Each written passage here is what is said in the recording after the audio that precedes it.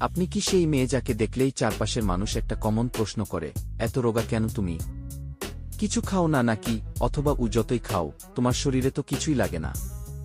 এই কথাগুলো শুনতে শুনতে হয়তো আপনি ক্লান্ত। কিন্তু কখনো কি ভেবে দেখেছেন, রোগা হওয়াটা কি শুধু ঠিকমতো না খাওয়ার ফল? নাকি আপনার শরীরের ভেতরে এমন কিছু কারণ লুকিয়ে আছে যা আপনি জানেনই না? সেই কারণগুলো না বুঝে আপনি যদি সারা জীবনও চেষ্টা করেন, স্বাস্থ্যকর উপায়ে ওজন বাড়ানো আপনার জন্য কঠিন হয়ে পড়বে। আজকের এই ভিডিওটি ঠিক তাদের জন্য, যারা কোনো ম্যাজিক পাউডার বা ক্ষতিকর সাপ্লিমেন্ট ছাড়াই বিজ্ঞানসম্মত উপায়ে একটি সুস্থ ও ভরাট শরীর পেতে চান।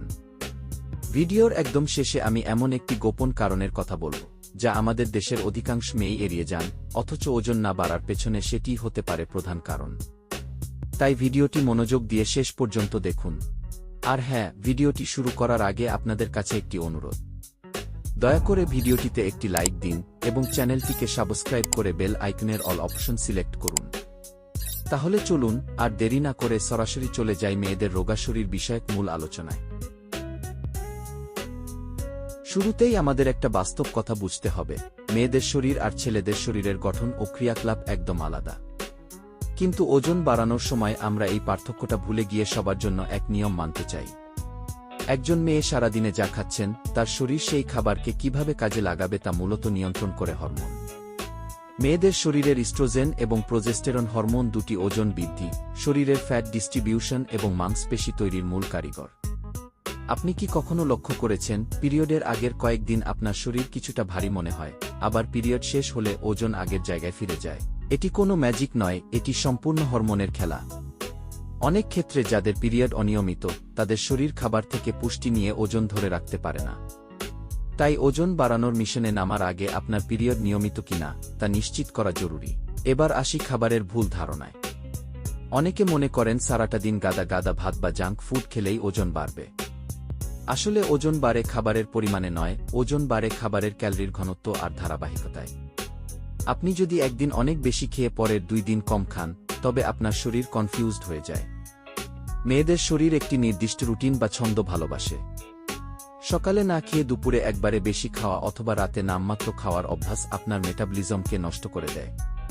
প্রোটিন আর হেলদি ফ্যাট যেমন বাদাম, ঘি, ডিম বা দুধ আপনার খাদ্যতালিকায় নিয়মিত রাখতে হবে।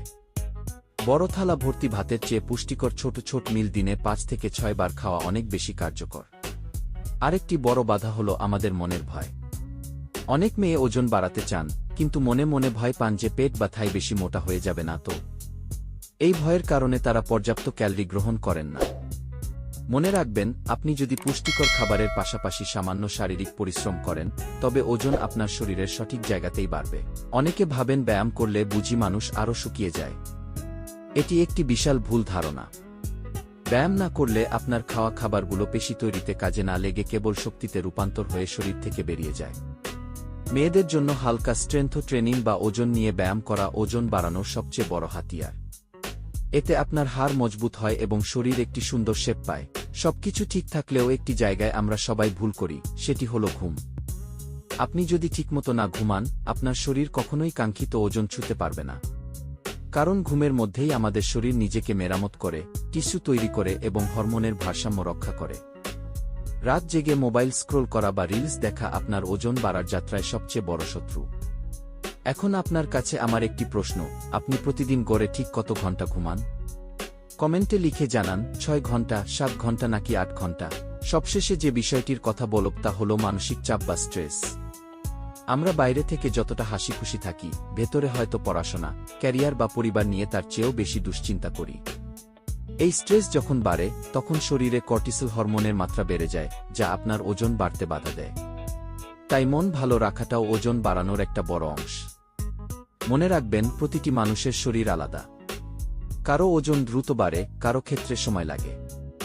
নিজেকে অন্যের সাথে তুলনা করে হতাশ হবেন না। সুস্থ থাকাটাই আসল কথা। আজ থেকে নিজের শরীরের যত্ন নেওয়া শুরু করুন, নিয়মগুলো ধৈর্য ধরে মেনে চলুন, পরিবর্তন আসবেই। ভিডিওটি ভালো লাগলে আপনার বোন বা প্রিয় বন্ধুর সাথে শেয়ার করুন। কমেন্টে জানান রোগা হওয়া নিয়ে আপনি সবচেয়ে বেশি কোনো সমস্যার সম্মুখীন হন। দেখা হবে পরের ভিডিওতে। ততক্ষণ পর্যন্ত সুস্থ থাকুন।